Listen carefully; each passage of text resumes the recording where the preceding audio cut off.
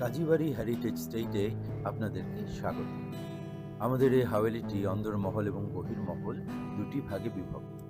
পূর্বে এটির সম্মুখে বিশাল বাগান এবং অন্দরের চৌকোনা এবং ৪টি নৌকার ঘাট ছিল। এখনো সেই বাগানের ফটক এবং ঘোড়াগাড়ির রাস্তাটি রয়ে গেছে। এই হাভেলিতে ২০০ বছরের পুরনো দুটি অন্দরমহলের সিঁড়ির একটি এখনো টিকে আছে। আমরা অন্দরমহলের এই সিঁড়ি ঘরে প্রবেশের দরজাটি এবং প্রথম সিন্দুক ঘরটি এবং সেই দরজাটি আমরা দেখতে পাচ্ছি। এই সিন্দুক ঘরে প্রবেশের জন্য অন্দরমহলের পাশ দিয়ে আরেকটি দরজা ছিল, যেটি দিয়ে এখানে আসা যেত।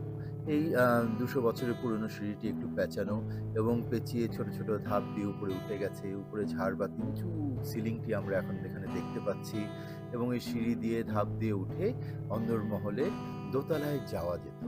তো এইখান থেকে উঠে দোতলার সিন্দুক ঘরে যাওয়া যেত।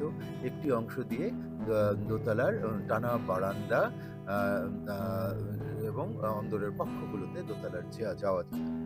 আর আরেকটি অংশ দিয়ে কেতাবখানার মধ্য দিয়ে বহির্মহলে প্রবেশ করা যেত। এই ডান দিকের ঘরটির সিন্দুক ঘরের দরজাটি পরিবর্তন করা হয়েছে। এখানে ব্রুডার অ্যান্ড হেস্কি ওয়েইন সেই ১৮৭০ সালের অস্ট্রিয়ার ইউরোপিয়ান সিন্দুকটি রয়েছে।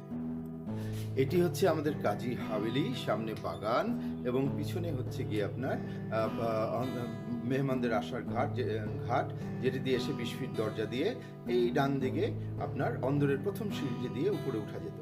কিন্তু এই সিঁড়িটি নড়বড়ে হয়ে যাওয়ায় আমরা এটি ভেঙে ফেলতে হয়েছে এবং এই দিক থেকে আরেকটি অন্দরের ঘাট দিয়ে আসা যেত, যেখানে একতলা থেকে দোতলায় ওঠার এই সিঁড়িটি রয়েছে, যেটি এখনও বিদ্যমান। ২০০ বছর হয়ে গেলেও ভালো অবস্থাতে আছে। এর একতলায় সিন্দুক ঘর, দোতলায় আরেকটি সিন্দুক ঘর রয়েছে।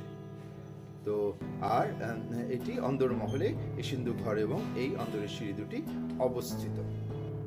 ২০০ বছর পুরনো এই বাড়িতে এখনো সেই ২০০ বছর আগে সেই অন্দরের একটি সিঁড়ি এখনো টিকে আছে।